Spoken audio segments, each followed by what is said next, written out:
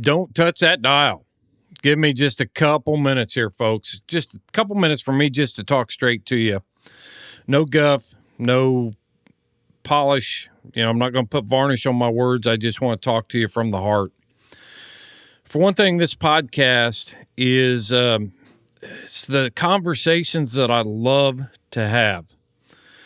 We can talk about historical stuff. We can disagree about cold nose, hot nose, colored dogs, which place on this globe is harder to hunt, all these things. But one thing that we've all got to come to is the fact that we have got to come up with ways, start thinking outside the box, and figure out how we are going to save our lifestyle. I mean, it's that simple.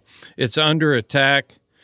There's no hunting group on the face of the earth at this point that's under more attack than our ability to free cast hounds and hunt these dogs. It's just that simple. And I was really happy. I want to give a shout out to Scott Allen from England. You've heard him. He's from Liverpool, England, and you've heard him on this podcast before. He's an international hunter. He travels all over the country. Or all over the globe hunting, and he's a professional photographer. So, Scott, I appreciate you giving me this lead on our guest, Ed Swales from The Hunting Kind. It's a group from England, and I'm telling you right now that this attack on our hunting freedoms is not just limited to Colorado or Vermont or Indiana or Mississippi. This is a global attack that's happening. It's directly influenced by the woke movement and the globalists that are trying to reinvent what our culture looks like on this planet.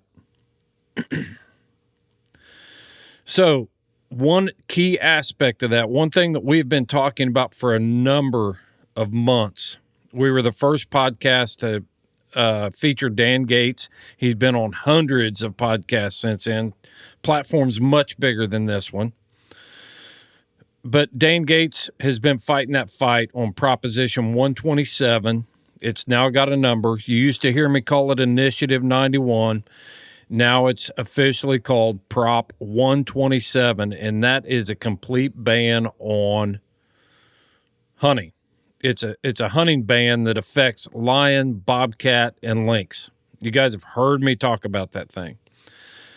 Next week, I'm going to feature Mark Truex, who is with Pac West. He is the strategist behind the campaign that's fighting against this hunting ban in the state of Colorado. Mark is the guy that is sitting in the chair, making sure that the right messages are getting out there that are going to swing this vote in our favor in November. I want to ensure that you understand that we are in the heat of this fight right now. This is where the TV ads need to be paid for. This is where billboards need to be purchased. This is where we need to put boots on the ground in the streets on the eastern slope, the Front Range, Denver, Boulder, that area. Get out there on the ground, and that all takes money. So I want to encourage you not to be asleep at the switch. We've done an outstanding job as a hound hunting community. I'm going to brag on you a little bit, and this is just from the numbers that I know that Houndsman XP has received from you, our listeners. Our Join or Die collection, we sent a check to CRWM for $2,500 based on the profits that made. They're still available. You can still buy a hoodie right now on Houndsman XP. I make zero money on that sweatshirt. Zero. Every profitable dollar goes directly to this fight in Colorado. Ledged Out Bourbon. We generated $5,300 in the sales of that bourbon that was sent to Colorado. The fundraiser that we collaborated with Freedom Hunters on back in Maine generated $28,000, and you came out and you supported this, either through donations or you showed up to shoot. You shared our posts and got other people there. This was a group effort. I had the opportunity, because you've supported Houndsman XP, I had the opportunity to attend the hunting convention in Denver back in January, and then I went to the United Houndsman of Colorado banquet in June of this year and got to MC their banquet. UHC members together with you, with us, all of us together in this fight, we raised $81,000. If you do the math on that right now, just the money that we've collected or we've been directly involved in raising goes upwards of $116,000, I think. That's huge. And then you've got other organizations and groups out there that are rising up. TL Jones has contacted all of the hound organizations in the East, and they're raising money. Chris Watson down there with the Arizona Working Dog Alliance is generating money. W has kicked in money. One of our sponsors, Elite Nutrition, has kicked in money. Cajun Lights has helped us put this podcast on to get the word out to raise money. It's not about brand. It's not about marketing. It's none of that. It's all about winning. Freedom always comes at a cost, and that cost falls squarely on us. We are the community within the hunting industry that is going to be most affected by this. This is the first battle in a bigger war. And in order for us to be victorious, we've got to find a way to come together, be unified, be willing to make sacrifice, take risk, and show great courage, and have the mindset that we can win. But it's going to take all of us to do it. So I strongly encourage you to visit the companies that I've already mentioned. Check out our website at houndsmanxp.com, and you will find all of our sponsors. If I only partner with sponsors that are willing to help us succeed in our mission. And the only mission that Houndsman XP has is to preserve, protect, and promote. And that means rolling up our sleeves, wading into the fight, getting our knuckles bloody, and getting with it. And I need you to help us do that. So check out OnX. OnX Maps is on our website. Know where you stand with OnX. They're an industry leader that supports this show and helps me do that. Make sure you already are. You're already purchasing tons of Elite Nutrition products. I see the orders coming in every day. I thank you for that, because we do make money on that, and that money goes right back into this show. Cajun Lights. L.W. Nixon down there is a good friend, and he is standing up and supporting this show because he believes in what we do. Check them all out at houndsmanxp.com.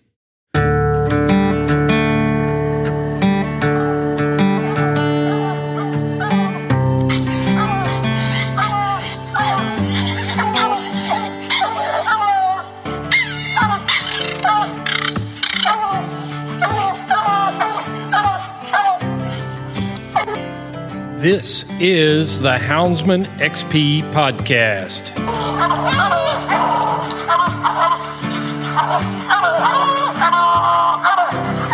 Good dog, get that bear. Get that bear in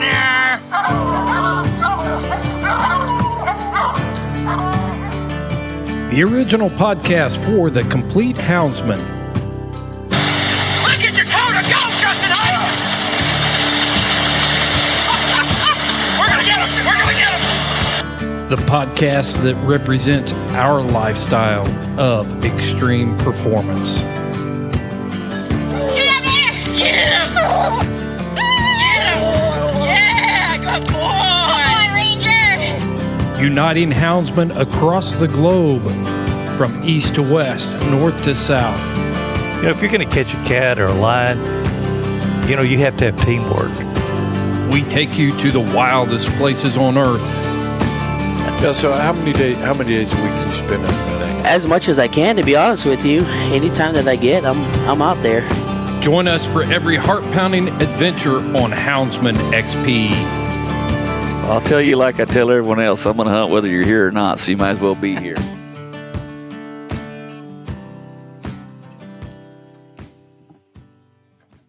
And welcome to this episode of the Houndsman XP podcast. We've been going international here lately. We've been in Australia. We were someplace else the week before that. I can't remember. And this week we're going to, what do you prefer? Great Britain, UK? I'm not keeping up on the geopolitical stuff you got going on over there, Ed. It's great to see you, Chris. It kind of depends who you're talking to be honest. I live right on the Scottish border. So I'm about 2 miles south of Scotland, or the border anyway, and about as far away from London as it's possible to be in whilst remaining in England. So And you like that? Do you like being that far? Yeah, I go now and again just for a treat, just to see how the other half lives. But the rest of my life, I'm very happy up here in Northumberland on the border. So yeah, it depends who you're talking to, and probably like a lot of people here, we are a mix. You know, I'm English, but also Scottish and Irish, and family went across to America, all that sort of thing. So I think there's quite a lot of us hanging around in the Appalachians, being hillbillies that originally came from the Scottish borders and Ireland. For sure. Well, I want to set this up a little bit. I reached out to Scott Allen probably a month ago or so, had dropped a bug in my ear and talked to me about an organization that is doing some good work in England over there in the old country. And we'll get to this part, but the thing that caught my attention was the fact that they're making moves to try to file for hunters being an ethnic minority. And I want to get to that, but I don't want to, we need to talk about your organization first. Sure. So I reached out, and Scott Allen arranged all this. He introduced me to Mr. Ed Swales, and you just heard where he was from. And I'm really intrigued about this group that you and your cohorts over there have organized, called The Hunting Kind. And reading through your website and your mission statement, I mean, one of the first things that pops up is protecting, promoting, and preserving our hunting way of life. Houndsman XP has hung our hat on preserve, protect, and promote since 2019, and that's not by accident. And it wasn't by accident that we're together here. So I'd like to hear what The Hunting Kind is and what you guys are doing over there. And maybe we start with the background for why you saw the need for an organization like this, you and your leaders of your organization. Yeah, thanks very much indeed, Chris. Delighted when I looked at your website to see literally a carbon copy of what I'm doing, and I couldn't believe it. I mean, the literature, you said protect, promote, reserve. I probably sound like some sort of fraud that like copied your lines, and I haven't, but I'm really happy. You just switch some words around. You could admit it here, Ed. We're among friends. No, I mean, it's amazing, because what you're doing is, I mean, there's not much there on your site that isn't basically exactly where we're fielding the pitch as well, or pitching the field. So I'm 55, just to give a bit of context. There's another thing that we have in common. Ooh, there we go. Yeah. Right. You need to come hunting over here, and I need to come hunting over there. And, yes, sir. Yes, sir. That'd be lush.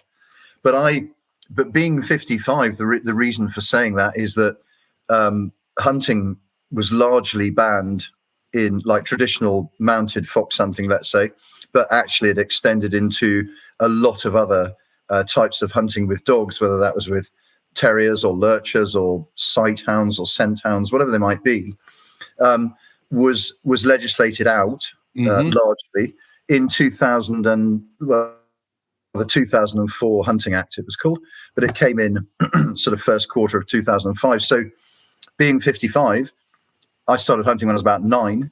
And so I had, how many years that was, 20, 30 years of hunting prior to the ban, and then 20 years since the ban. So I've kind of got a good halfway scope on both sides of the story.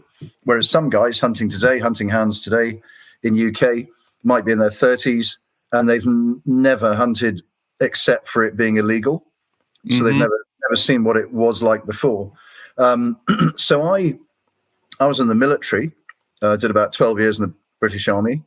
And then I did about 20 years security consulting in the Middle East, North Africa, South America, various other places, mainly for oil and gas, but also for a bit of gold in Colombia. That's my last job.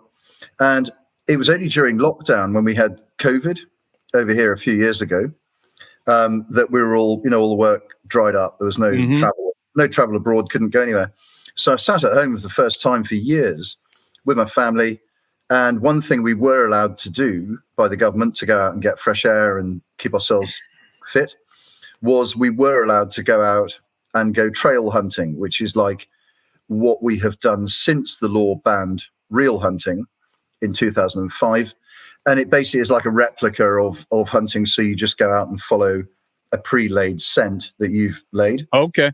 And then your hounds go after it and you theoretically get all the kicks that you would do from the excitement of a day's hunting. So you would go out and lay a scent drag and then turn your hounds loose to follow that. And that was kind of that's what the government decided was good enough for you.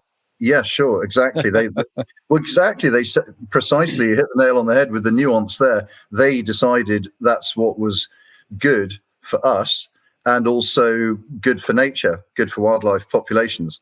Right. None of which has proved to be the case. So during COVID, there I was sitting at home, had 2 full seasons, like 6 months, with the family out on they were on their ponies. I was on my horse, my wife, and we had 2 full years at it. And quite frankly, at the end of 2 years, when the telephone started ringing and the boys were saying, "Right, Ed, do you fancy coming back to the oil fields of the Sahara?" I was like, "No, I've just refound what my role in life is, which is to protect and promote and defend hunting," because it just came back to me as to what it actually was all about, what it meant to the community, what it meant to me. So that's the turning point. And I had a look at what everybody was doing, like representing hunting in politics and those sorts of things. And I got the usual fob off, don't worry, quiet in the cheap seats. We've got it all sorted. And I was like, well, not too convinced here, boys. What we're actually doing. Had a bit of a look in the background, behind the scenes, and realised to my horror that we were just sleepwalking into oblivion, and nobody really was actually doing anything. And some people don't like that assessment, but it is pretty widely held assessment throughout those of us that do want to hunt in Britain. I like the way you stated that, sleepwalking into oblivion. We kind of describe that in a different way, using the analogy of the frog in warm water. You can put a frog in warm water and turn the heat up and he'll boil to death. Whereas, for us, and I'm sure for you, when the hunting ban came out, it was like throwing the frog into the hot boiling water and he jumps out. So, there is definitely there's just a lot. That's a good way to put it. Sleepwalking into oblivion, because we're seeing the same thing here. And what we've found is the most recent threat is coming in Colorado. And there's been a full-on push by the hunting community to stop that hunting ban in Colorado. But before that, people mostly sat back and said, well, this doesn't directly affect me, so good luck. Hope you can make it. But people are starting to wake up. Yeah. Well, there was another, I started what I was doing by going to a conference in Budapest in Hungary. And all these European guys, they hunt. It's massive part of their culture. It's just normal. Nobody's got the great anti-hunting lobby thing going on in Hungary or so much in France, Germany, Italy, Spain. They all see hunting as a normal part of natural life. So I was across there in Budapest with a team of about 6 UK guys, and we went over there to promote natural hunting and hunting. Mm-hmm. And so we were there on a kind of world stage with, millions of people went to this expo. So it lasted for a month, and it was people from all around the world, every country you'd imagine. And I just suddenly thought, and that's actually what inspired me. I thought, these guys think this is all fine and normal and good, and there's kids from school coming to this, there's university people at it, massive celebration of their cultural heritage. And we spoke to the minister who was hosting us, like Minister of Interior or something, Minister of Communications, I think he was. Great hunting guy. And he said, because they're like big into sausages in Hungary, salami and that sort of thing. And he said, in his fluent English, he said, this is just like a salami slicing process where you're at this end of the sausage and they slice off a little bit here, and you think, oh, that's not really got much to do with me. That they're talking about fishing, or the next guy might be talking about shooting. And they slice away, and you don't really notice the boiling frog job getting closer and closer, and suddenly you're right at the back end of the salami. There's no more slices, it's you. And you look around and you can't put the sausage together because it's in pieces and it's been eaten. Right. And you're sitting there going, hey, what happened to us? It's now our turn. And that's what the anti-hunting people, animal rights extremists, have very cleverly done, is they've picked the easiest, lowest hanging fruit, which is due to a class war, or what they think is a class war. They go after what was traditional Britain. And the biggest icon, or one of the biggest icons of that, would be the traditional placemat, pictures that you see of red-coated hunting. Right. And they just think, well, we'll take those guys out because nobody even likes them anyway. So we'll just go for them. So hunting's been hit hardest first. And then I never realized that the cultural war against fox hunting, because from our side of the pond, we think of mounted fox hunting as being something that is aristocracies participating, the aristocrats of your culture, a lot of money involved, things like that. In Virginia, they still do some amount of fox hunting up in the northern part, but it's the hunting clubs are very expensive to belong to. So it's kind of a different class of people that aren't necessarily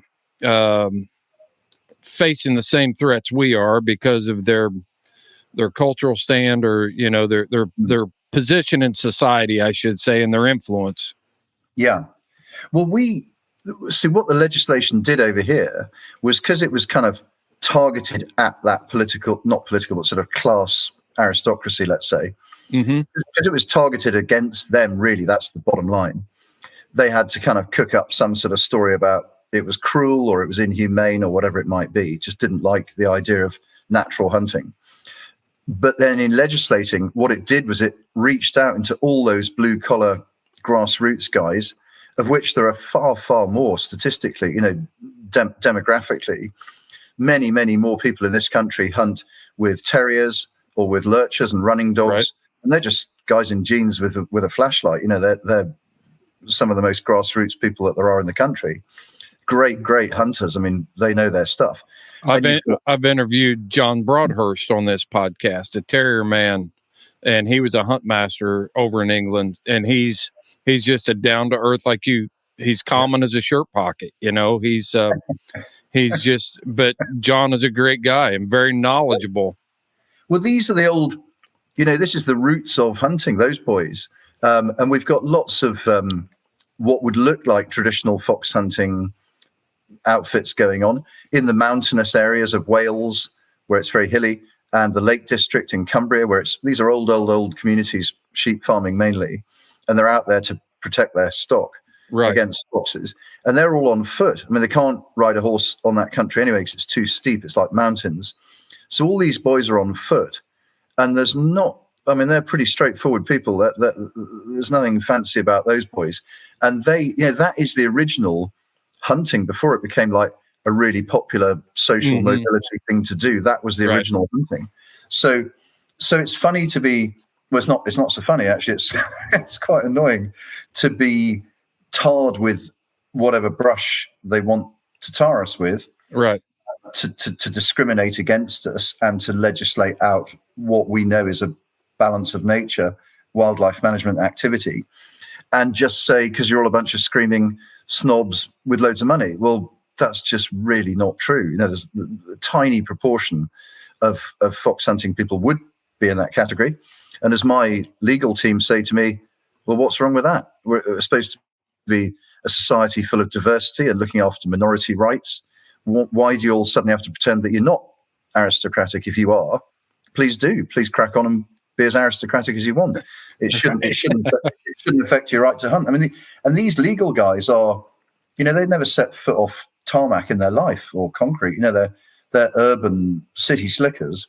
They know the law absolutely inside out, human rights law. Mm-hmm. They wouldn't know the first thing about hunting, and they're just like, well, why should you pretend that you're not? If there are people in your society that are elite, you don't have to kind of pretend they're not. We're not going into some sort of beige communist, everyone's the same type thing. Right. So what's wrong with people being a bit different? That's cool. Yeah, that's how it should be. Yeah.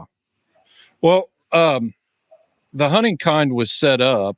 Well, how did that all come about? I mean, did you start it, or did you have some like-minded friends that you got with? And I mean, how did you launch this thing? Well, it's beautifully laid out. It's beautiful on your website. Well, thanks very much. No, I got a great bunch of friends and team of supporters and helpers from all aspects of life. You know, IT guys and various other things, marketing people. But basically, what happened was when I was sitting there in COVID. Again, we were allowed to go out and have these little drinks parties outside. I mean, I know various prime ministers got sacked for it, but I'm not a prime minister, so I could go and have a drink with some friends. And we'd all meet up, my old hunting friends, have a glass of sherry outside, smoke a couple of cigarettes. And we were always waffling on about hunting and how dreadful it was and bemoaning the situation. And I said, guys, I'm sick of just talking about it. It's just boring. And we're not getting anywhere, and it's just a bit depressing. So I said to myself, right, I'm going to write what I think down on 2 pages. And if I can't get it across on 2 pages, there's something wrong with me. And I wrote this 2-pager, and I rang up, I just found his details online, the lawyer that had written the Hunting Act 2004 back in Tony Blair's government. And I dropped him a note and said, hello, here I am. Do you mind if I send you a 2-pager? And he said very kindly, no, please do. I sent it to him, and it was pretty blunt to get it on 2 pages. And he'd written the law. He was the guy that wrote the bill. Mm-hmm. And he came straight back and said, very good, when you're next in London. So I went down and saw him, and I'm never in London, but I went and jumped on a train and went and saw him. And since then, we got stuck into it. And I just realized we had something going with this minorities thing, because that's largely what my 2-pager was about. Mm-hmm. And after Budapest, when we were in Budapest, again, 6 of us moaning around the table about hunting, and wasn't it dreadful? And I said, well, the only thing that matters at the minute is there's a bill going on in Northern Ireland, which is the last place in the United Kingdom where you can still hunt like we used to. And they were bringing in a bill in 2021 to follow suit with the rest of the UK and cancel that. And I said, well, there's only one show in town at the minute, that's Northern Ireland. If we lose that, there's nowhere else in the UK that is allowed to do this properly. Mm-hmm. So one of the guys there, who's a bit older and a bit more arrogant than me, threw the gauntlet down. I'm being rude about him. He actually very, very sadly passed away of the big C in this last year. And he was a great, great friend and very eminent hunting man, known throughout the country. Frank Houghton Brown was his name. Absolute gentleman and a real hard fox hunter, proper boy. And he said to me, because Frank would, he said, right, well, what are you talking to me about it for? Go over to Northern Ireland and sort it out. And I thought, well, I will. Somebody throws a gauntlet at me, and might pick it up. So I went to Northern Ireland. It helps that I'm half Northern Irish, and I know a lot of people there. And we got lobbying away, and we spoke to the Irish and said, "This is your cultural heritage. Hunting in Ireland is iconic stuff. Right, your breeding and your horses and your dogs, first class, world class. This is your cultural heritage. This is your rural community cohesion activity." And if you want a bit of rural community cohesion, Northern Ireland is the place that you really want it to play out because of the situation in Northern Ireland. So you want guys from across the political divide to go out for a day with a pack of hounds and their friends for a day. they might go back tomorrow and end up being worst enemies. But when they're around the hounds, they solidify on that.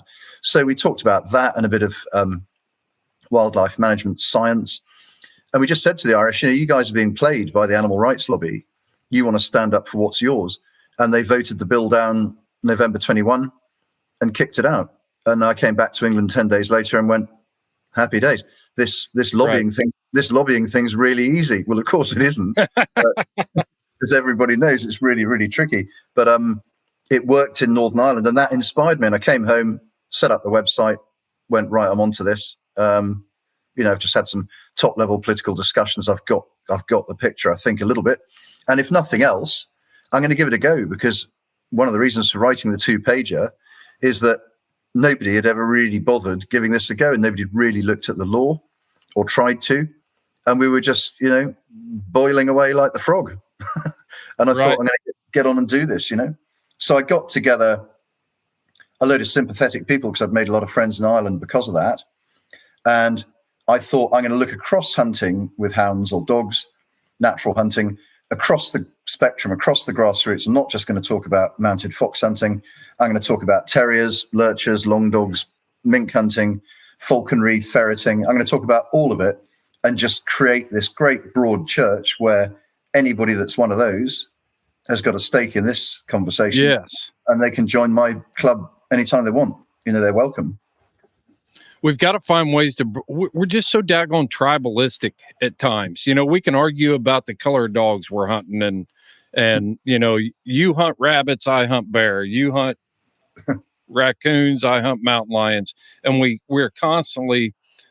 In the past, historically, we've been our own worst enemy by not seeing the big picture and realizing that there is no chaff to throw out there that's going to satisfy the animal rights extremists. That's a word I use all the time. I don't call them animal rights people. They're animal rights extremists, or anti-hunting extremists. And until we can all sit down and just at least admit that the enemy of my enemy is my friend, then we are never going to be able to overcome what looks like a mountain, and it's really not. If we can all come together, we can make an effective argument for hunting. When I look at your the people that you're featuring, your directors and key individuals, you've got journalists, you've got falconers, you've got hunt masters, you've got biologists, you've got attorneys, all of these people that you've been able to bring together for this common goal. Yeah. Well, that's the strength of it. I've got this enormous advisory panel. It looks like the most ridiculous board on earth, because it's not. it's not really. I don't think so. Well, it's not really a board as such. I mean, I do have a board. I've got an executive board, but that's just a small team of me and 3 other people, and that's just for executive decisions. The advisory panel. What's brilliant about that is if I get a media pitch coming in, or something that's to do with an interview on telly or whatever it might be, I just speak straight to Charlie Jacoby, who runs Field Sports Britain, who is linked up with SCI over in America. And he's the British representative of the SCI in Britain. So, anything comes through from the media, I'm on the phone to Charlie and he'll give me good advice. Jamie Blackett, who's on the board, he's a journalist, writes for the Telegraph and various other sporting magazines, very, very well-known farmer and conservationist. And there are people that don't want to appear on that advisory panel who are, in the background because of their academic standing. And they're with me. They might be like anthropologists, things like that. And they just said, look, if I was appearing on your website, everything I said thereafter would be viewed as biased or, partisan. Right. So I'm going to keep myself clean and just keep out of the way. So I've got all this bank of other guys. Yeah, that's really smart. You can still use those people who have influence in those circles, and if you don't reveal who they are, it's like you've got a spy on your team.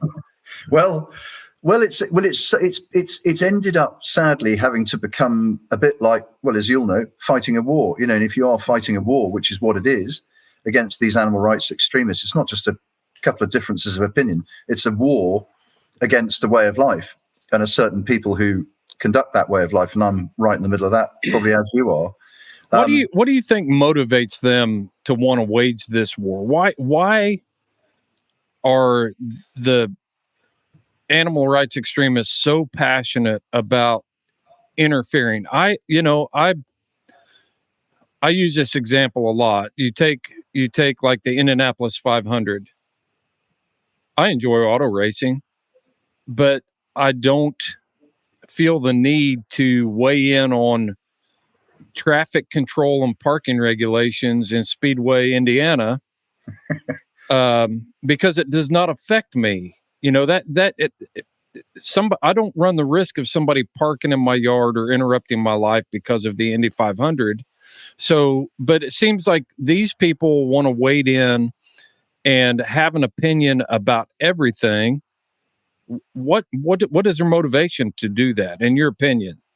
Well, I don't really know. I mean, apart from feeling that they're sort of, I mean, this is just an outside observation of them. I don't really know them or understand them.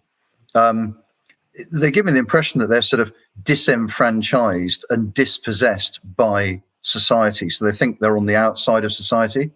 I think they like to try and pretend that they're representing all the good people in the middle ground of England and America. Well, they're not. Clearly, they're Extinction Rebellion people. They're Just Stop Oil people. They're the same people with the same mentality.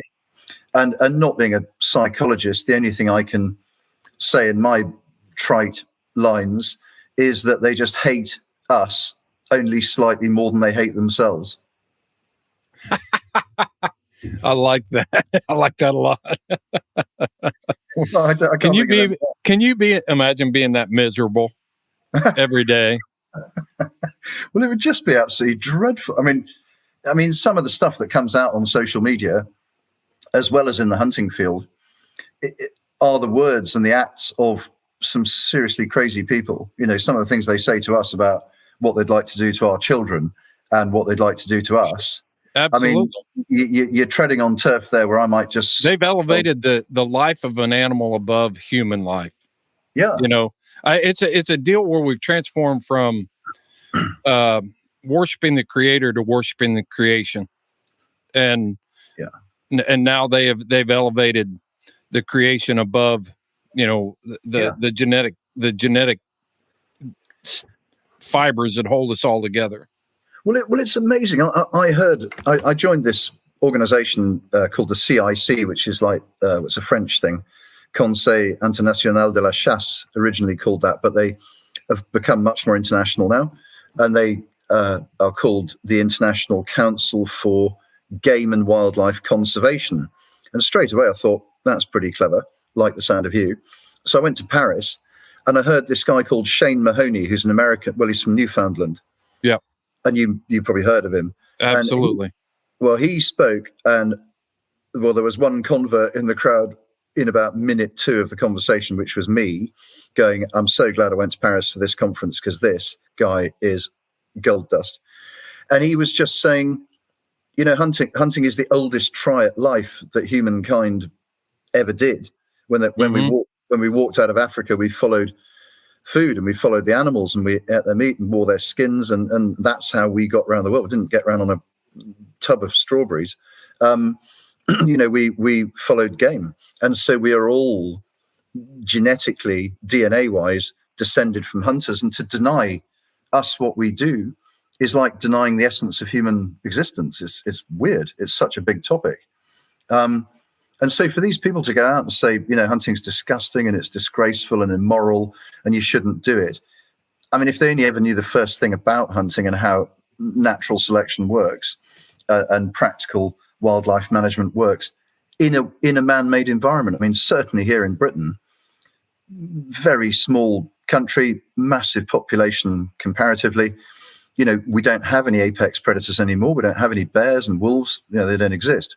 So man, us, has got to, in the most humane and kind way, play that part as the apex predator. And I think the kindest way to do that is with naturally adapted animals that are adapted to hunt against animals that are adapted to being hunted.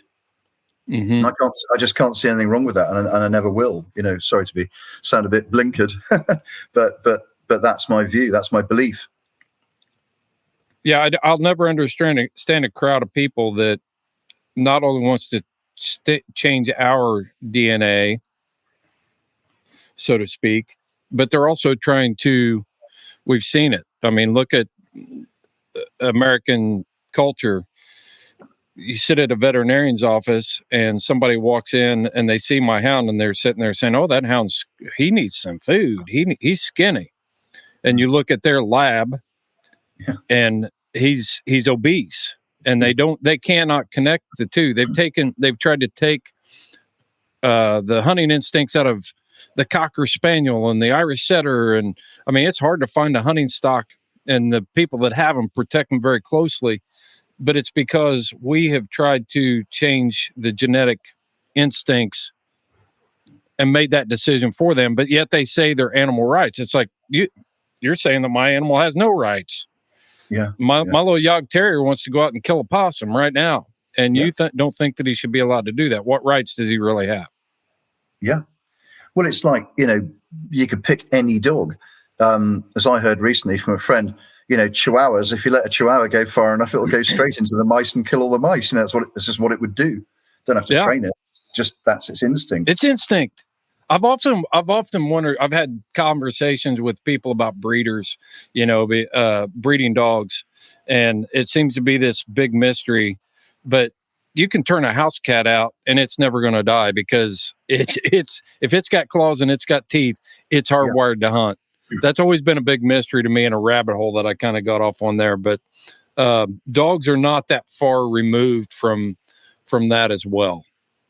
Well, I love what you just said, because one thing that's, we got this crazy dog legislation, let's say, and one thing I did with a scientist as an experiment was we looked at all the dog legislation or anti-hunting legislation with dogs, and we went through all the documents, and every time we saw the word dog, we rubbed it out and inserted the word domestic cat.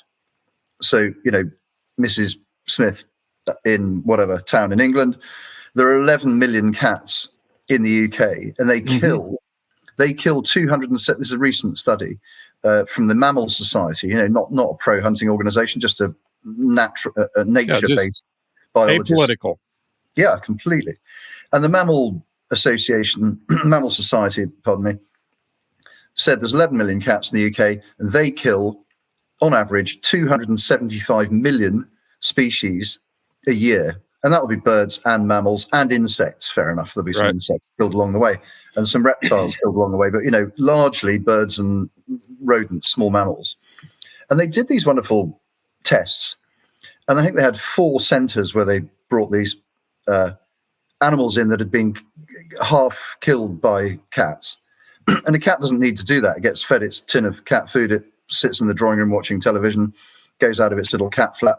And the minute it goes out of its cat flat, it's your responsibility, that cat, and it just goes wherever it wants onto whoever's land. It kills whatever it likes. Right? You try and put legislation in about a dog and say, "Well, I'll just let my dog go out and kill whatever it wants and come back when it's ready." You'd be in jail, and well, you might. So we looked at these. You could be. Well, you would be over here. I mean, you would be, or even just letting it go on the road. Just who's that dog? Why is it running around the road? You're going to cause a car accident. So if you just replace every time you see the word dog, insert cat, and then you'll realize what a complete farce our wildlife law is. It's just comical. But of course they wouldn't bring in legislation to get people to sort their cats out, because they would never get voted in, because everybody's got cats, or 11 million people have, or there are 11 million cats. And they also found out, which I thought was interesting, is that you've seen a cat toying with a mouse or a bird, because that's what it does. They brought, out of these studies, they worked out that 78% of the animals that were brought in, some were brought in dead. And sorry without waffling on, but it's just really quite interesting to me. I'm intrigued. It was something like 82% of things brought back, like mammals, birds. 82% of them weren't brought back. They were left out where they were killed. So that couldn't even be part of the study. There was 82% of them never got brought home for anybody to get them and assess their condition. And then, so that's 82% just sitting out there, killed, dying, wounded, lying in the field somewhere or in the streets. Of the ones that they brought back, 78% of them died later, on average 3 days later. So some would have taken 15 days or a month. Some would have died in a day. So these animals that have been caught by cats and mangled, 78% of them died on average 3 days later.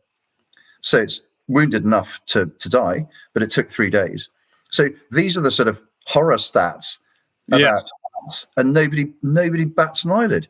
And yet you go out with a foxhound and everyone's not quite throwing tomatoes at you, but they're going, "What are you doing with a foxhound?" I'm going, "Well, they're foxhounds and they're mine, and so go away." Exactly. Never going to win the argument if you. I'm envisioning this mid-20s female with blue hair, a nose ring, holding a sign, protesting our hounds, and going home and thinking that she's more civilized because she has a cat. Yeah. I mean, that's how ludicrous the whole proposition is. This cat, that's so amazing. I would love to see that study, and I never thought about it, but they're worried about humane treatment of animals, and yet they turn a blind eye to a cat that tortures its prey on an average of 3 days before it decides to kill it. Yeah. Oh no, it just died on average 3 days later. So when it was back in medical or veterinary care, it wasn't able to be saved, and just, on average took 3 days to die. That's a slow death. Yeah, I mean, that's pretty grim, isn't it? That's I mean, I'd have probably done what most hunters would do and make sure its end was as quick and humane as possible. Right. But it was a study they were looking at. But yeah, it is absolutely staggering. And a friend of mine, again, one of the guys on the good old advisory panel, to which anybody's welcome, is a biologist, doctor, and he was a chap called Dr. Nick Fox, and he's massive into falconry, but he's a hunting man of all types as well. And he wrote the inscription to UNESCO to make falconry part of the cultural heritage of mankind, and they got it stamped by UNESCO in 2016. So what is UNESCO? What is that? United Nations Education something. It's the. So I thought it was a UN deal. The UN stamped. I'm taking some notes here because this is going to come up in future conversations. I already know, Ed. They stamped that falconry. Say that how you said it again. Falconry is inscribed under UNESCO Charter as being part of the intangible cultural heritage of mankind. So UNESCO put these things out recently, and they basically said, okay, you've got the pyramids, you've got Hadrian's Wall, you've got cave paintings, you've got tangible things like the pyramids, but we are also protecting things that are intangible, like oral traditions and customs, which include language, art, social practices like rituals and festive events. And for us, the best one, this is one of their 5 things. The 4th one is knowledge and practices concerning nature and the universe. This is big cultural stuff. And so they're at number 4, coming in under the UNESCO's intangible cultural heritage articles, is knowledge and practices concerning nature and the universe. And we're like, well, bingo, perfect. That's what we do. We know nature. We do nature. We're hunting people. We're animal people. We've all got horses and chickens and dogs and cats and falcons, and we're the guys that farm, and we've got sheep and cattle and goats, and we understand animals every day of the year. It's our life. It's not just a sort of thing we like to do as a hobby.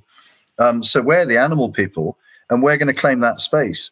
And so things like UNESCO, I mean, when they wrote these articles, I don't know if they're expecting hunters to come into it and say, like I have with the minorities thing on a legal side, that'll apply to us too. Thanks very much. And you can imagine people like our government here at the minute, Labour, which has just got in with a massive majority, who are very anti-hunting. In fact, it's in their manifesto commitment to further legislate against hunting. We call them Democrats here. We've got them here now in a huge majority, and they, that was the party that banned hunting back in 2004-5, and here they are again with it on their manifesto. I mean, as if we haven't got other things to deal with over here, but there we are. Right. And they're meant to be the party of diversity, the party of minority protections. That's what they've been going big on for years and years and years. I've then come back in and said, hey, UNESCO internationally recognizes that we could apply to this because those things are in our remit that they've stated. And on a legal aspect, under your Equality Act, which is for all these protections for various different ethnic groupings, well, we've looked at the definition of ethnicity and realized that in this context, the 2010 Equality Act, ethnicity is effectively just a group of people who identify around the same cultural heritage. And you could translate that into being Afro-Caribbean. Well, of course, that's absolutely fine. Or you could translate that into being gay or lesbian or whatever it might be. Of course you could. That's what it's there to protect. But also, we as hunters absolutely tick all of those criteria in the box. I mean, I could run them off, but they it has been assessed legally that we as hunters have got all the criteria to be classed as a protectable minority under the Equality Act. And so Labour, the old Democrats. Before we get too far off of that, I just want to bring it up. I did a quick Google search for the definition of ethnic group. Is a group of people who share a common set of characteristics that distinguish them from other groups. Yeah. These groups can include language, religion, ancestry, culture, beliefs, values, behaviors, traditions, history, and social treatment. That's on the Googler right there. Perfect. There you go. Well, there it is, right in front of you, Chris. And I'm just kind of amazed that it took some sort of rather fat 55-year-old retired soldier who likes hunting to bother to investigate this to the extent that I have legally, to then have top legal opinion in UK. I mean, my King's Counsel is probably in the top 3 human rights lawyers in this country. Mm-hmm. Without a doubt. I thought, if you're going to do it, you might as well do it properly. And he wanted a few quid, but quite right, worth every penny. And he just said, here you go, under that category that you've just mentioned there about ethnic groupings that are protected, beliefs is the one we're going in on. It's my protected belief that I believe that natural hunting is the right thing to do, let's say. Right. And so I've had a lot of flack from people because they just don't understand the terminology, on television interviews and things. I've had people from various groups, whether it's Black Lives Matter or whatever it might be, coming at me with serious venom, saying, how dare you use that law that is there to protect me, to protect you? That just shouldn't apply. And I said, well, in your opinion, it shouldn't apply. I'm not talking about that. I'm talking about me fulfilling the criteria of those definitions under law. And I've been advised by my King's Counsel that absolutely, unequivocally, 100%, not even debatable, just completely, actually, in fact, we qualify for those protections. So you've got these people sort of saying almost this attitude of, well, we're all protected under the law, but that boat is now full of us who are all protected under the law, the LGBTQ community, and the gangplank's coming up, and there's no more room for any more minorities on here. And you hunters are going to stand. You hunters are going to stand on the dock, and we're going to sail around in our ship with our protections. And I'm saying, no, I'm not coming on as a stowaway at the last minute. I'm just going to walk straight up the gangplank and come and join you. Well, when I look at that, that's brilliant. It's a brilliant conclusions that you've come up to classify this? Because when I look at this list, I think we still identify as 80%, 85% of Americans identify as Christians. And when you look at the religious aspect of it, Genesis 9:2, I think, is the first verse that gives us dominion over animals. Our ancestry, our countries share that ancestry that goes, well, we all do, according to Shane Mahoney. We all share the ancestry of the hunter. The culture, there's definitely a culture within hunting that is unique to other cultures. We're not going to the football game. You know, this isn't a football culture or a soccer culture, or this is a hunting culture. Beliefs, just like you've described right there, we have that belief. Our values, we call it family values. You know, the value that my family gets from time spent in the field with me. Behaviors, traditions, history. We've got the history on our side. I mean, you can stack these things up and make your case. Well, you can. I mean, it's just such a fertile ground to feed from, to build our narrative. It's because it's all there. All those headings and clauses that you'll be looking at there, to do with minority protections and ethnic groups and the culture of hunting and all the Shane Mahoney stuff. There's just this most enormous millennia, starting from a cave painting. I think the oldest hunting scene depicted on a cave painting recently found in Indonesia of a boar hunt, or they think it was a boar hunt. It's not exactly with a dog. With a dog 50,000 years ago. Mm-hmm. So there begins our history. Well, not right at the beginning. Maybe it was before they painted the painting, but there we go. We got a pretty solid case. So that's our documented history. Yeah, exactly. I mean, the various things you've got to have a long and shared history of culture, which is distinct from wider society, distinct customs of our own, which of course we do, common geographical origin. Well, every hunt here has got a geographical boundary. Like my hunt is in a boundary. I know where it is, and it's never changed. It's never changed. It's always been that. Common ancestors. Well, my grandfather rode to hounds. My uncles and aunties and cousins, everybody in my family does, and common language and literature.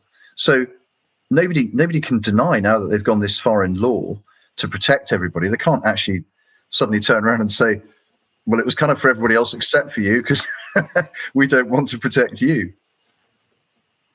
That's mad. It is for sure. What other, where are you at with your legal process at this point? Well, where we are is we have, I took about 3 years, probably going quite slowly, because I was asked by the legal team, go away and produce a written submission for us based on an ethnographic study of people that hunt, and get it peer reviewed from an anthropological point of view and from a scientific point of view, which I did. So there's like a 3-part document, which I sent in to the legal team be about a year ago now. So they then scoped that, assessed it. We selected a King's Counsel to provide an legal opinion on it at a consultation. I saw him last October. I mean, coming up for a year ago now. Went down to London, got the verdict, which was 10 out of 10. You absolutely qualify. So we've done that's in the bag. So we've got you wouldn't say the case ready, but we've got the legal thinking and background scoped to the point where something brought forward in case law that was a case of discrimination. We've already done the homework. We know what our arguments are going to be. And so how you would go about achieving success and get the Hunting Act reviewed and replaced and get it repealed along the way, because that's just what happens with a better law that's more effective, more useful. You then need to bring forward 3, 4, or 5 cases, let's say, of discrimination against somebody here in the UK because of their hunting views. So that could be you could get debanked. You could be a hunt club and suddenly find that the bank just says, "No, not going to touch you this year." That's a case of discrimination. What happens all the time is we try and do these parties like hunt bulls or hunt meetings in a public place, and then the public venue, the hotel, let's say, when they find out that you're a hunting group, or if the anti-hunt people lobby them hard enough and say you can't let these bloodthirsty killers come into your hotel because we're never going to book you again and we're going to ruin your business. And then the hotel says, like with a week's notice, sorry guys, all your party, your tickets, your auction prizes, your drink, your food, your everything can't happen because we're just going to say no. Right, that's a classic case of a denial of a public good or service. And that is under our discrimination law that is illegal. So almost just by doing what we're doing, you've kind of almost achieved something already by the fact that because people are beginning to realize that, they're not banning things and people can go ahead and do it. But that's not really good enough for me.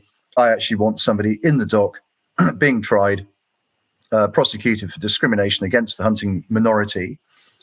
And then what then happens is you then establish that as a precedent in law. And once you've got 2, 3, or 4 of those cases, you actually only need one, to be honest, in terms of law. Mm-hmm. You just need your first case. And then you would then look at the Equality Act and say, right, it is now understood that it's a philosophical belief to believe in hunting and receive protections as a minority. We are now going to look at the Hunting Act legislation and see how that impinges on that legal status, that protectable status. And we're going to balance one law against the other. So the thing that gets reviewed is the Hunting Act, which we know is the biggest pile of tripe ever concocted, with no evidence, no research, biased, prejudiced, spiteful nonsense. It'll be that gets reviewed, not the Equality Act. And then at that point, we'll end up with different legislation. So that's a bit of a long burn. Sure. And I'm waiting for somebody to be brave enough with a good enough case to come and bring it forward. I've had 6 so far in play, which my legal team assessed as being valid, and we could have won. And along the way, you just get all this: people aren't brave enough, or they don't want to do it, or they know the people who own the venue and therefore don't want to sue them. Right. Really, we just need to kind of grow a pair and take this take this by the throat. Realize we're massively under attack, and we're in the last chance saloon. We're on the ropes, and we've had a few hits in the face. And some of the other ethnic groups that you mentioned earlier, the LGBTQ community, they were willing to do that. Dr. Martin Luther King led all sorts of passive resistance for race equality in this country, and it didn't come without some lumps. And you're spot on about the fact, it was a huge undertaking, and people had, if we're going to secure our freedoms, there's no such thing without a risk. Yeah. There's always a risk if we're going to continue to say this. I was listening to you, and the whole time you were talking about, floating these concepts out there and waiting for them to take the bait, I thought, man, this guy has done he's read Art of War by Sun Tzu for sure. Funny you should say that. It's on my bedside table. I've got my own copy as well. Well, whenever I have a moment, and I'm not quite sure, there'll always be a paragraph or a section somewhere about what that general would or wouldn't do with his army, depending on the situation. And it's I think it was it 13th century or 6th century? I can't remember when it was written. It's so long ago. I'll have to look. And what staggers me is that here's me with a military brain and a security consulting brain, looking at how business can operate in hostile environments with some challenges and still hit the profit line.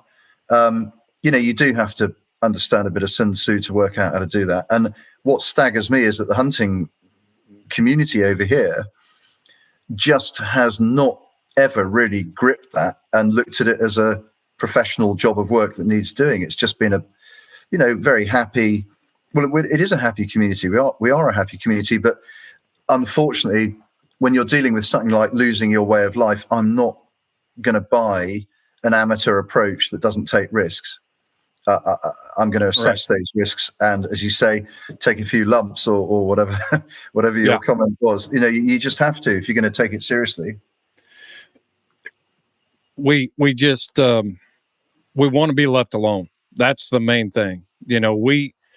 It's hard. I talk to houndsmen all across the globe, and we do that because it's a release from the everyday stresses of life. That's our escape. That's, we can talk about a lot of different aspects, but a lot of people hunt because it's a release from the everyday stress. And when they start thinking about bringing stress into the thing that they're trying to use as a release from that, that's a hard leap to make at times for people.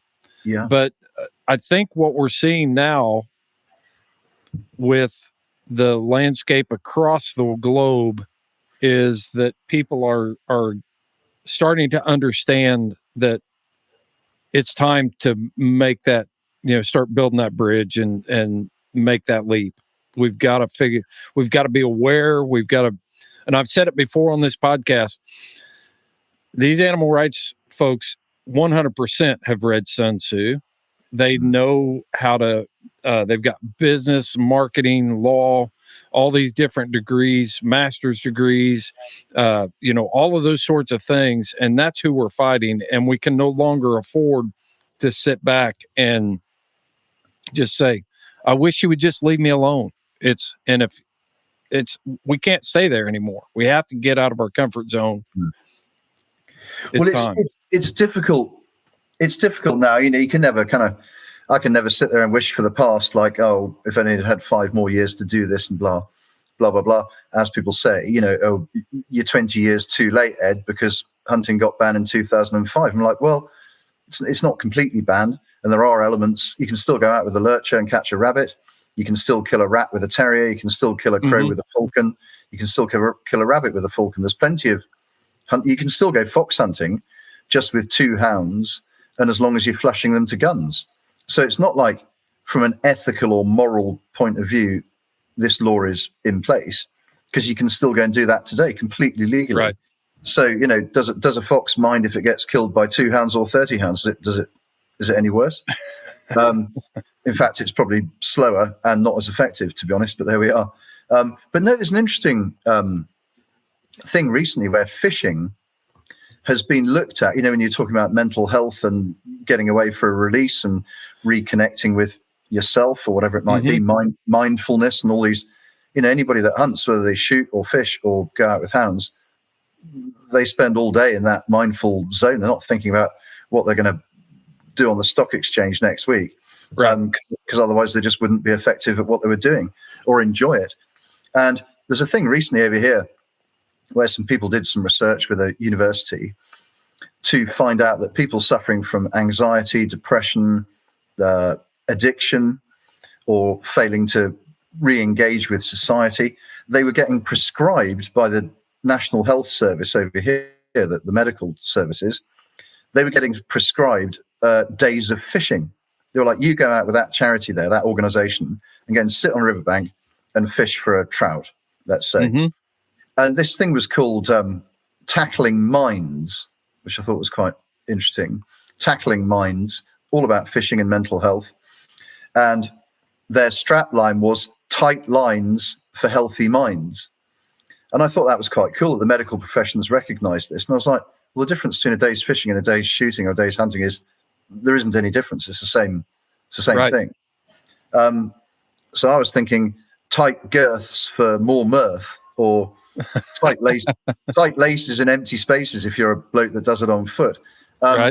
Exactly the same principle. And the saving to the mental health bill to this country of people hunting is, I don't think it's been quantified, but it would be enormous. And that's what keeps old lonely folks in the hills who farm sheep going. They can't wait for the hunt to turn up and have a quick sherry and a bite of cake in the winter, because there's not much else going on in the winter up here. So it's a huge part of it. Now, I don't think that bit has ever really been taken seriously and quantified and played out. And these are the kind of things I want to do with a bit of support, is do like anthropological studies and find out, for example, do a demographic study and say, right, actually, how many people that hunt are actually aristocratic snobs and how many aren't? Because I know what the answer is going to be, sort of less than 1%. But I'd like it studied and recorded. I'd like some veterinary study. We've got a very, very good veterinary group over here called the Veterinary Association for Wildlife Management, and they just say, first thing they say on their brochure is hunting with hounds is the natural and most humane way of controlling all our quarry species over here, which is deer, fox, hare, and mink. You know, they've just gone and said it, and that's like a group of 560 practicing vets. So what about badgers? What about badger?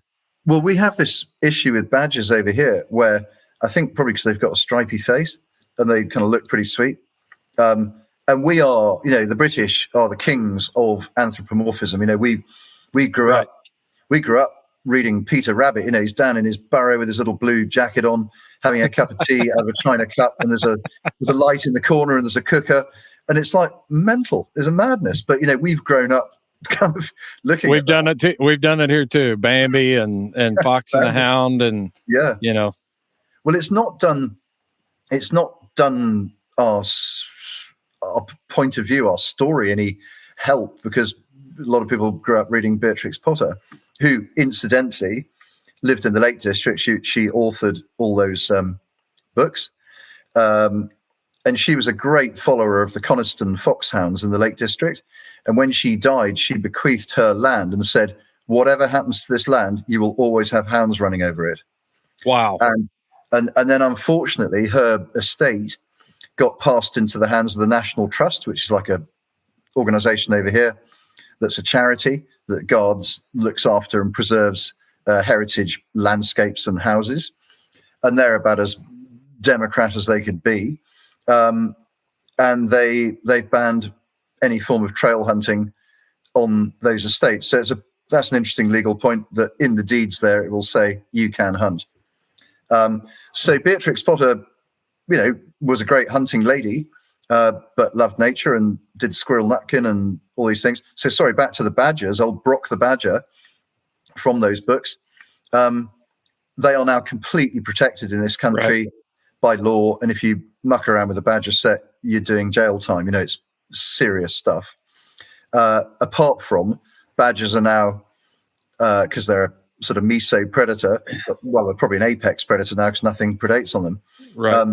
They go and hoover up every hedgehog, every vole, rat, rabbit, honeybee, anything is on the badger's menu. They're omnivorous. They will eat anything, and they're pretty destructive. And in the past, when the numbers were controlled and balanced, nobody wanted to kill all the badgers. They just wanted to have a healthy population. Now you've got this situation where they're in ridiculous proportions. You can't touch them except under a license to cull them, which is, we've just had a cull over here, proving the link between bovine tuberculosis. That's what I was going to bring up, the tuberculosis, the TB link. So it's got into the badger population's just out of control. And everyone's running around going, wonder why there aren't any upland nesting, wading birds on the moors anymore. Well, I'll tell you why. Because in one night, a badger will go and clean up 40 nests, right, and eat every egg and every chick in it. And there's no more hedgehogs squashed on the road. Like, you know, the British used to love nothing more than seeing a hedgehog squashed on the road. Well, just because it told you how many hedgehogs there were around. And now you don't see a hedgehog squashed on the road because the badgers have eaten them all. It's madness. It is madness, because our studies over here, like, we're going through this big fight in state of Colorado right now about lion hunting. And people think that if we outlaw hunting, that no more lions are going to die. And that's not the case. California is which it was outlawed there in the 1990s, I believe. They're killing more lions now than they ever did when they were hunting. Really? There is no. You were talking about the purge of the badger. It was protected because of some child book. Yeah. And that does not alleviate the fact that somebody's going to have to kill them. Yeah. Yeah. Well, it's the way in which they die that I think is important. Well, the numbers obviously are important, but the way in which things die. So if you don't actively engage in natural hunting or hunting, wildlife management, over here, like pre the ban, say there were 250,000 foxes in the UK, something like that. About 20,000 of them would have been killed by hunting. Mm-hmm. The vast majority, about 85%, would have been killed by cars on roads. So, do you say to somebody that's vicarious liability, or you killed that fox? You didn't intend to kill it; it wasn't your intention, right. but you knew that you might, and you were probably driving quite fast, and it was on a country road, and you killed a fox. Well, do you get banned from driving? I mean, it's a bit nuts. So most of them were killed on the road. Very few were killed by hunting with hounds or dogs.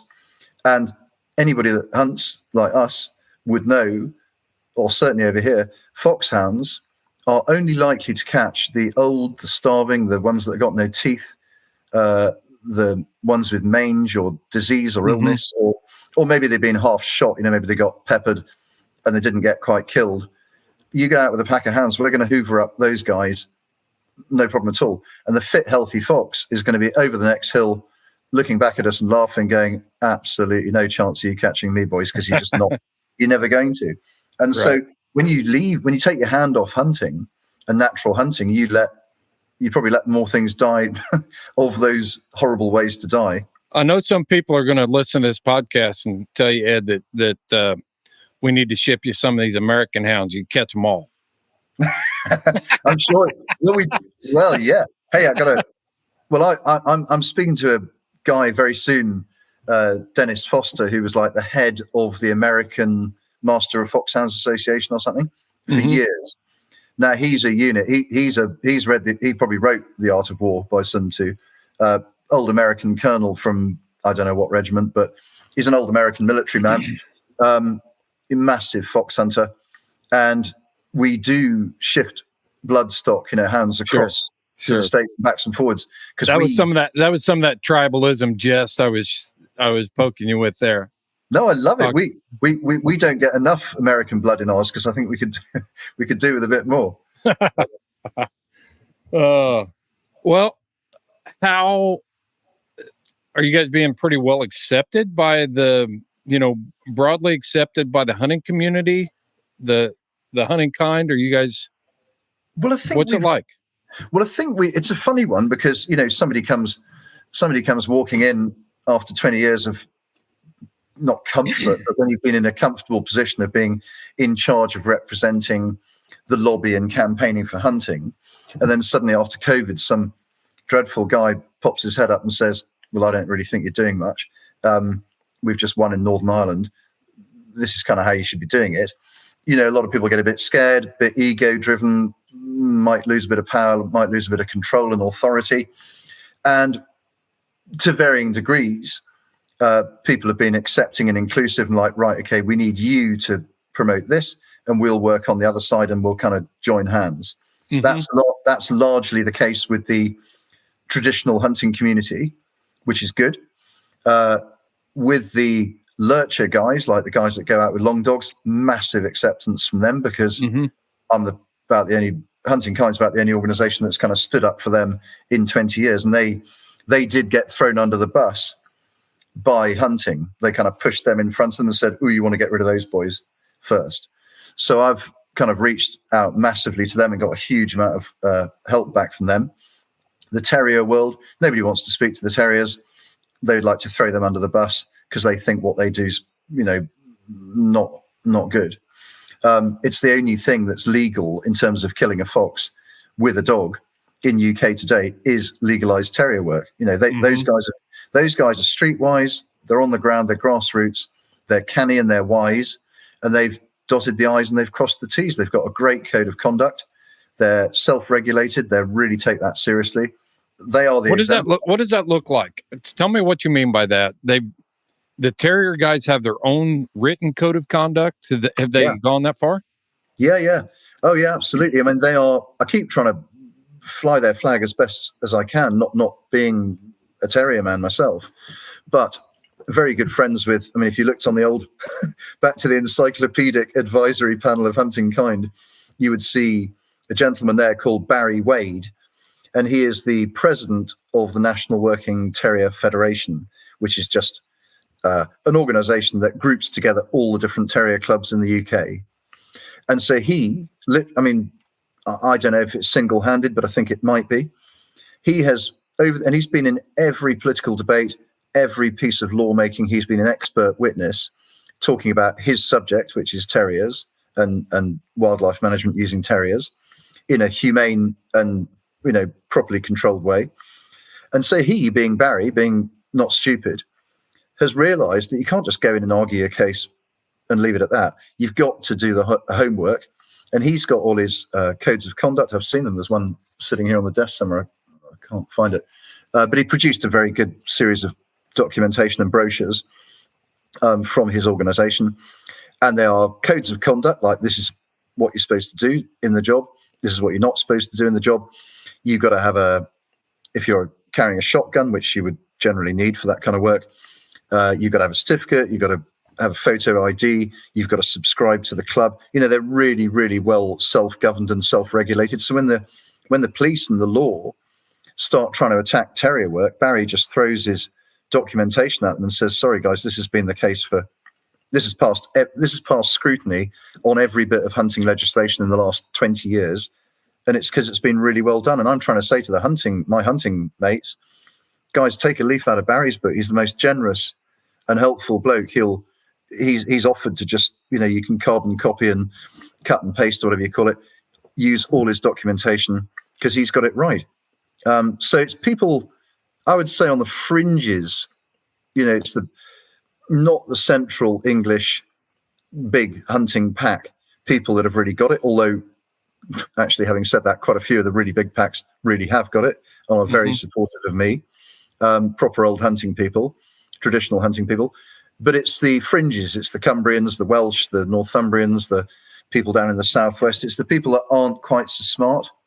I don't mean smart as in clever, but smart as in upper class. Right. Looking smart. They're the ones getting it because they're going, all we want to do is go and hunt. And this is the only organisation that's actually doing what it says on the tin.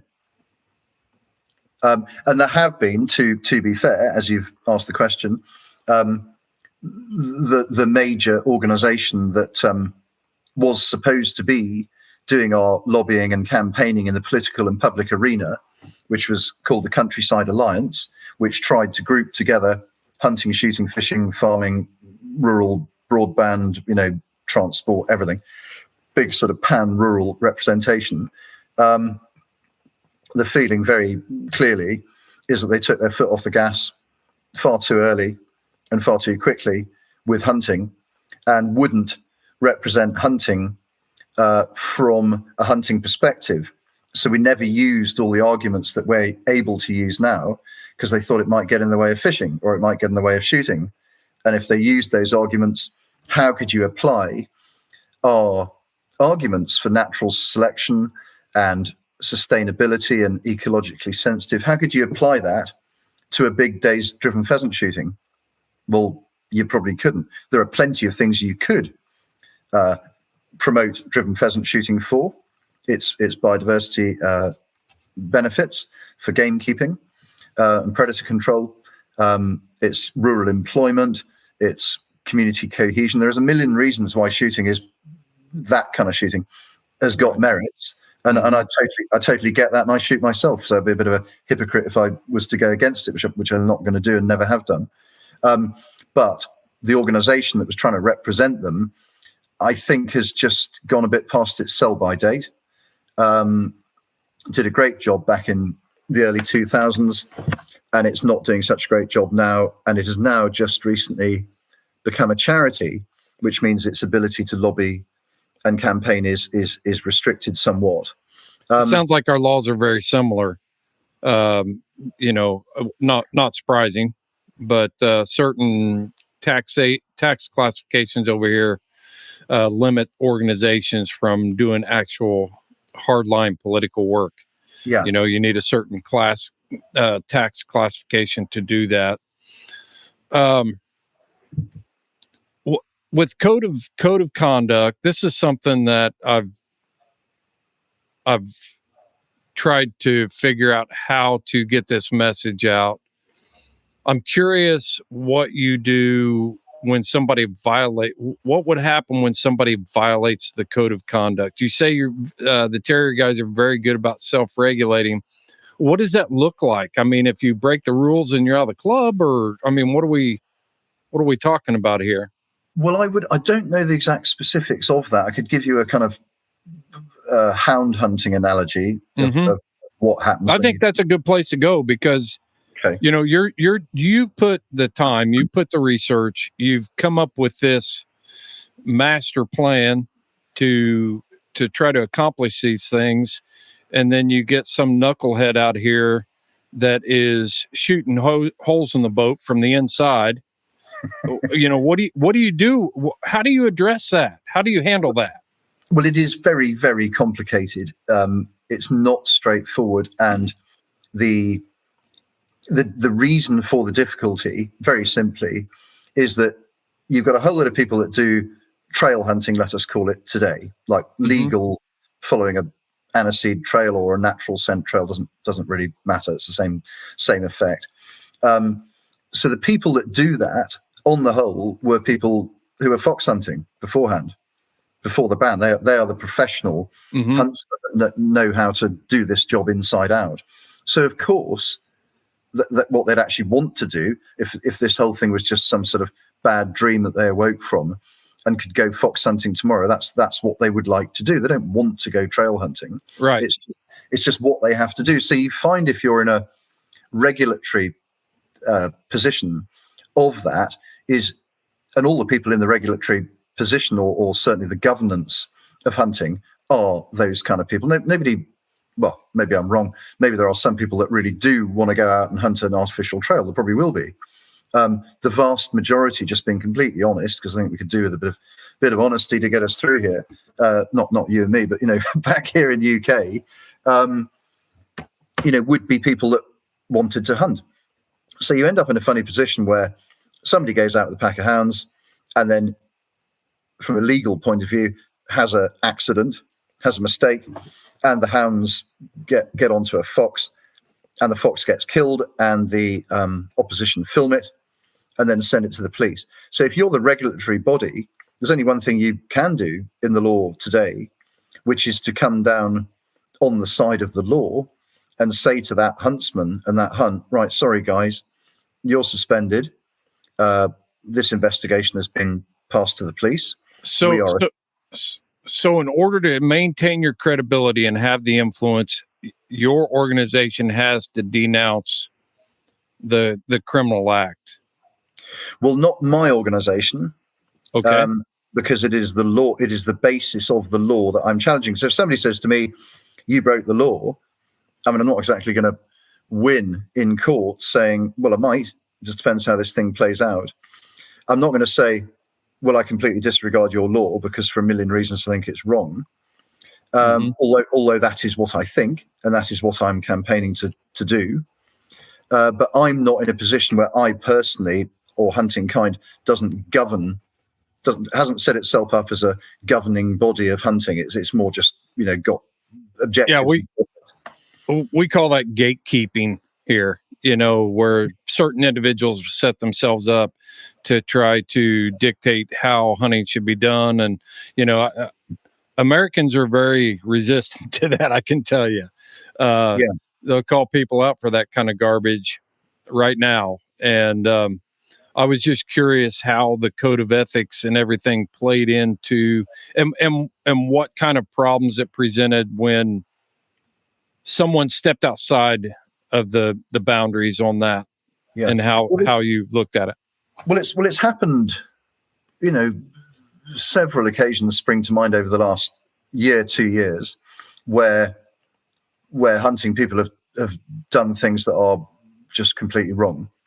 Right. And, you know, and they have. And even not even me as a hunter, but me as a hunter would look at some of those videos and go, I don't condone that at all. That's That's not what I would call humane.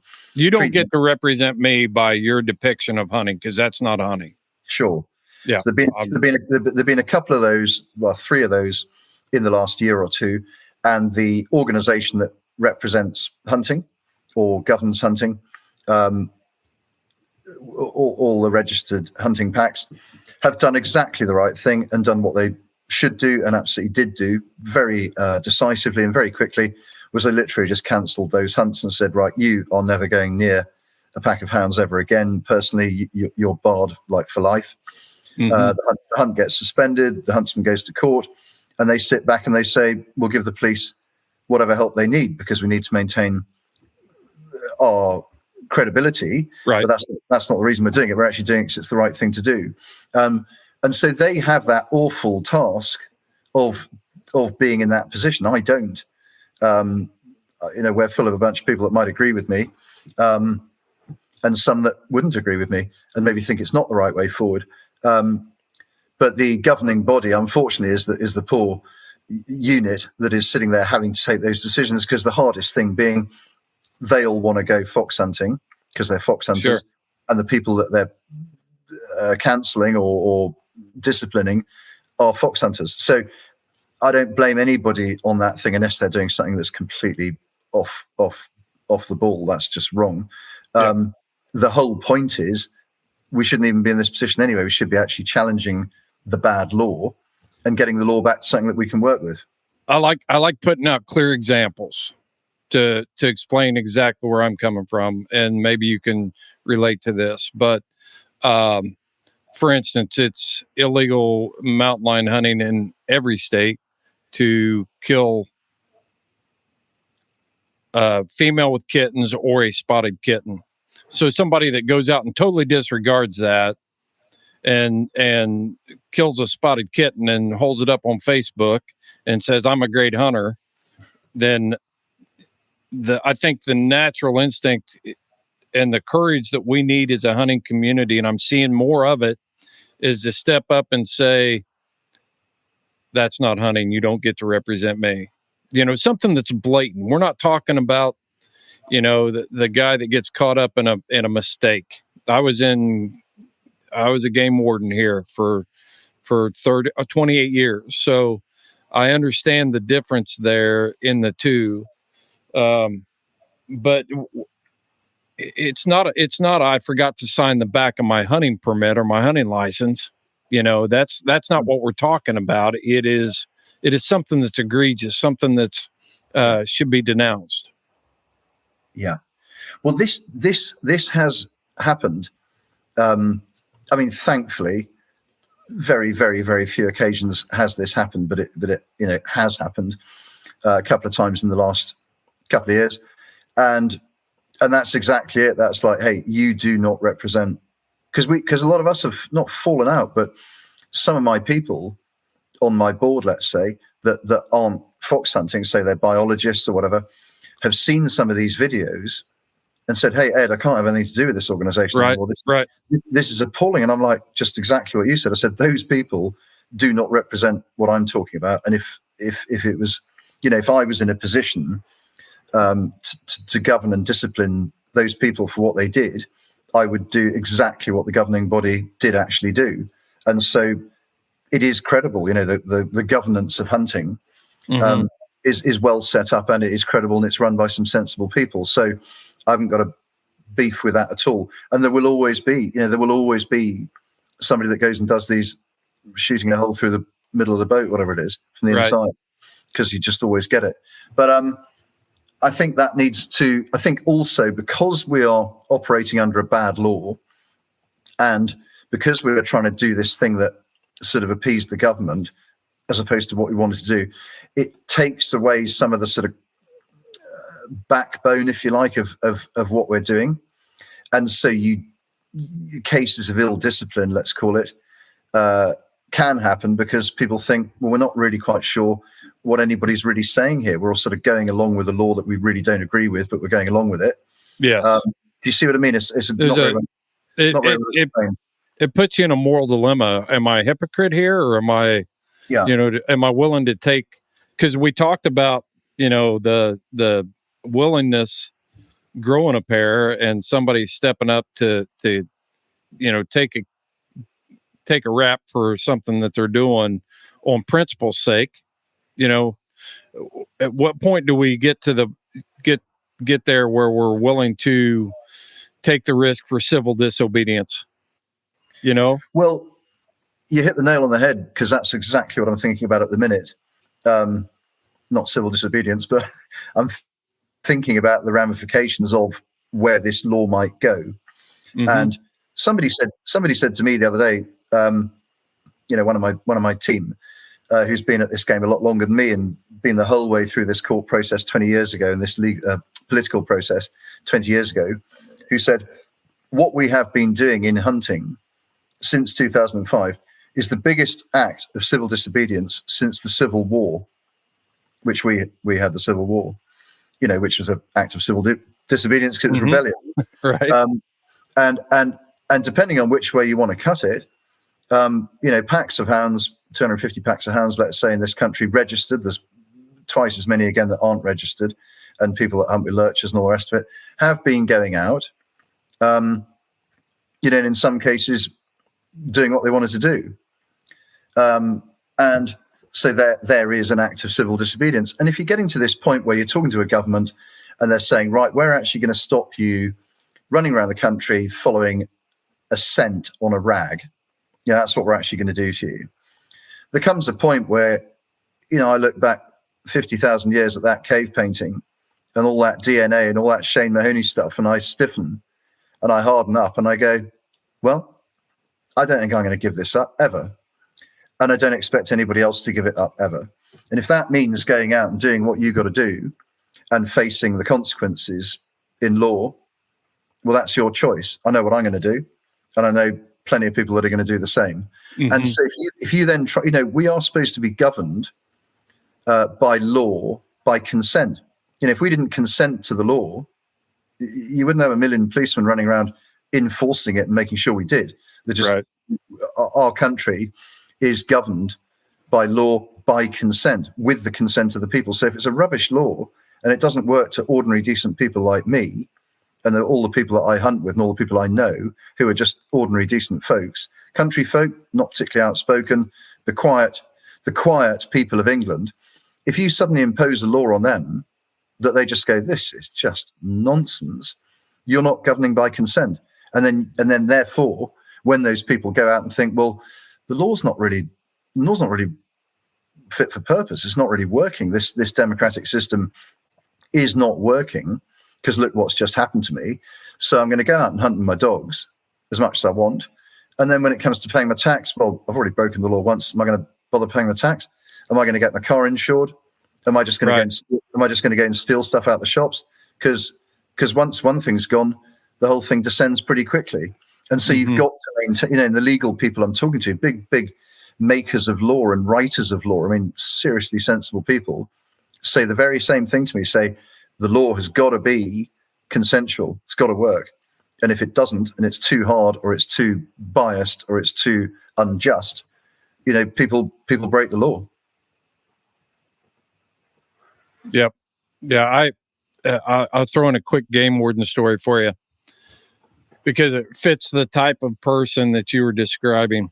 Very quiet, salt of the earth. I'm not going to mention his name. I knew what he was doing the whole time I worked here, but he was very low key, very quiet. I never caught him doing it. The guys that would run around and boast about things, then they were the easy ones to catch. And I would tell our command staff the way they wanted us to work, they were only allowing us to be able to catch the dumb ones. And but I think we're very close to having a situation where somebody's going to have to make that moral decision, whether they're willing to engage in an act of civil disobedience in order to prove our point. And I don't know what that will eventually descend to. I don't want to see it descend to the point. I've already I'm like you. I've got a military background, law enforcement background, service oriented background, and I don't want to see that because I've been there, and it's not glorious for people that sit back and try to glorify it. It's not. But there is no freedom without some risk, and one of our sayings in the United States is, the tree of liberty needs to be watered with the blood of patriots every once in a while. And I think we're still a long way away from that. And I think what you're doing is such a high level. It's just very intelligent the way that you're going about this with this ethnic group approach. Yeah. Simple. It's right in front of us. I mean, and then I see you're doing it and I'm like, yeah, this is what we need to be doing. Yeah. Yeah. Well, it can, I'm waiting for it to come to fruition. We're streets ahead. Well, we're not streets ahead. It's not like a competition, but we are streets ahead of the opposition because they haven't really considered that we'd ever do this. I don't think we'd even considered that we'd ever do this. But now that we have, and now that we've really scrutinized it, this could apply. And I got French people, I got Irish people, Germans, all sorts saying to me, hey, if this works in the UK, do you think it would apply to our country? I'd say, well, I don't know the ins and outs of the laws in your country, but on a point of principle, I don't see why it wouldn't. And it just sounds to me and feels to me completely right. And it's been a long time coming.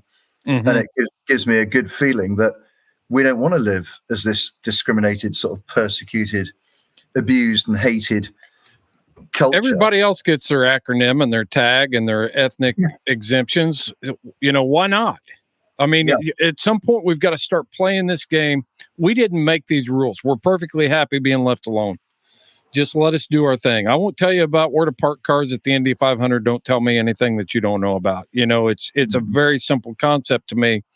But when you get to this level of interference by a bunch of emotionally charged and, motivated by away from principle and values, just to tell me what to do, then we've got to figure out how we can weather this storm. And it goes back to, if you can't beat them, join them maybe, or beat them at their own game, or because these groups are the ones that seem to be ruling the day in political halls. Well, we're just hoping that this kind of woke revolution over here goes full circle fairly quickly. Because, what are we going to lose? What are we going to lose in the process? Every time we go through the cycle, then we lose stuff. Yeah. Well, I mean, I think I've just, I've just drawn a line, really. I've just drawn a line in the sand and said, I'm not going back from that. And that's where I am today. I'm not going to accept being eroded away, my way of life, my beliefs, my whole family's, not my immediate family, but my long family for years and years and years. We've been here on this part of Northern England for at least 500 years that we know about, probably more likely before. And this is what we've always done. And we're the people of this place. We are the people of this place. And I'm sitting there saying, well, I don't know about anybody else, and I might not last very long in the firing line, but I'm going to give it a damn good go. Yes. And I have drawn a line in the sand. Luckily, I've had some very clever people to advise and help me put it into legal speak. And I'm really encouraged that this isn't just a sort of being facetious, we're going to out-woke the wokes. This is just real stuff. And so I'm just going to stand here with my jaw out and hopefully my brain engaged and just keep fighting this fight, because that's what it is, and hopefully encourage some people to join in. And if it gets more support, it's had a lot of support already. If it gets more support and more people go with it, we will get the conversations had politically that we want to have, not just getting thrown in the bin and told we don't exist. We're done with that. It's I tell you what, it just seems like that everybody thinks that being an activist these days is getting on their Facebook account and posting something. It's got to be more than that. We've got to step out, and you can fight smart or you can fight hard. And I think we need to be able to figure out a way to do both in this fight, because it's coming. It's here. It is happening now. Yeah. So, Ed, I could go on and on and on. I mean, this has been such an awesome conversation. No scripts, no parameters on the conversation, just good organization. And I see so many parallels between what you're doing there, what we're doing here, and we've got to figure out a way to handle this thing globally. Yeah. Well, there was a lovely tale. I've told it before, but it was to do with that alliance between America and Britain, which is you are us and we are you, the same people, right? Originally, or for a long time. Are you guys still mad about the 1770s? Not at all. Good on you. Well done. If I was over there, I'd have been running it. Good effort. No, but during the war, we were sitting here in the early part of the 1940s, sort of hoping America was going to come in and, give us a bit of firepower and a bit of support and men and money and help us out. And I don't know exactly how true it is, but I do know this bit of the story was true, is that because we were fearing invasion because things weren't going very well, and we were seriously going, Germans are going to come and we're going to get knocked sideways. Right. All the various preparations were underway. But the one that I liked the most was that a chap called Scott in Gloucestershire, he was a great hunting man, had a pack of hounds. His priority was, Germans are coming, I better make sure I get my hounds shipped across to America to preserve them, so that when all this is finished or whatever, I could still got my pack of hounds. So he arranged for these hounds to go across on some ship, dodging the convoys and all that sort of thing, submarines.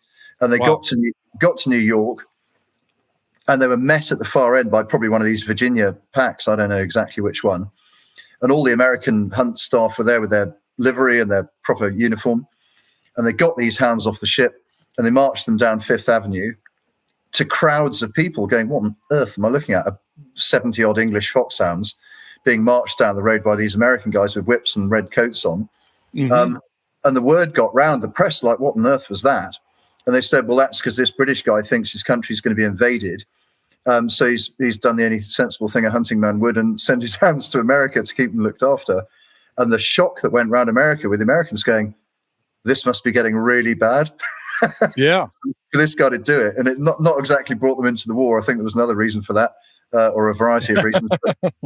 But there was a pretty strong sentiment in the press, at least that week in New York, was if it's got that bad that an English master of hounds is doing that, it's serious. I'm going to look that story up. I want to read it. Yeah. I'll try and send it to you. It's written by Bailey's Hunting Directory, which is a hunting thing over here that categorizes and documents everything to do with British hunting in a sort of traditional sense. And they wrote an article. I'll try and find it if not. Yeah, that'd be great. That'd be great. But I know the guy, two of the men you will notice on my, sorry, I keep going on about my advisory panel. I sound like a right idiot. Sorry. Two of the guys on my advisory panel, one is the president of it, Sir Johnny Scott.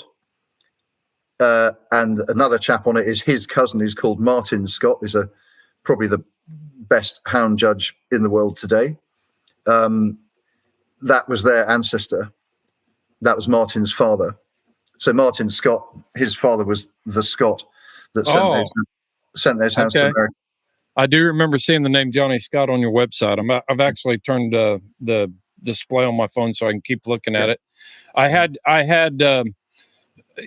tell everybody where they can go to find out what your organization is and how do people join the organization. Well, that's really kind of you. Thank you.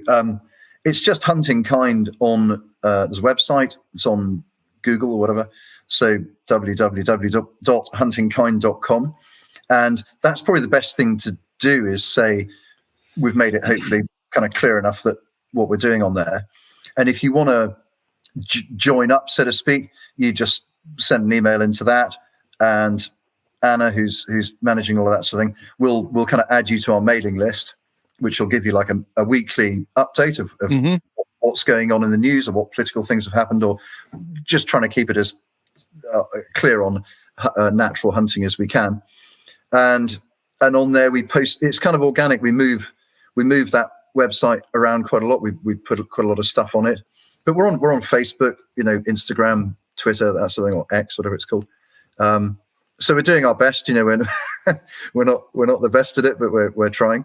And the word's getting around, which is great news. I mean, hence getting in touch with you. What an absolute pleasure. Thank you so much for this lovely chat. And I was just delighted to see Houndsman XP website, and just went, what am I doing? Somebody's already done.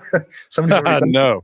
No, we're a production company, and we are. I will put this pitch out there. We're in the process right now of forming a national organization called the National Houndsman Alliance. Brilliant. And the things that we are doing, we're going to need resources like the things that you're providing, Ed. I had Ned Makem on today with the Australian Pig Doggers and Hunters Association. He's got a very nice template and a good game plan for Australia. So I've been heavily involved in this hunting ban in Colorado since before it even started. Really, we knew that it was coming, and so me and some like-minded people got together and we started we've already had a few meetings and set up our website for the National Houndsman Alliance. So I think it's absolutely imperative that we stay in touch. Yeah, love to. Yeah. And share resources. But cool. We're the young guys. That's the organization that we want to build into something like what you've got going. Yeah. I applaud your work. That's really kind. Thank you so much. It's lovely to get a bit of encouragement, along the way. Good luck. I mean, that sounds brilliant. I think that's exactly what needs to happen, what you're doing. For sure. Well, Have you got anything else you want to share with the listeners before I wrap this up? Not at all, other than to say keep on hunting, and don't accept anything other than you keeping on hunting. Just go for it. Great. Well, thank you again, Ed. All right, folks, I'm going to wrap this session up. What a great inspirational, it was an inspiration to me. It was a great conversation. I learned a lot. I took a full page of notes here of things that I'm going to research. I hope you did too. In the meantime, you can watch us on our Facebook, our social media platforms, and keep track of what's going on with Houndsman XP. If you want to support us, then you can join us on Patreon. Just go to Patreon and type in Houndsman XP. We've got several tier levels there that you can join. It comes with all kinds of benefits and free stuff and all that good stuff.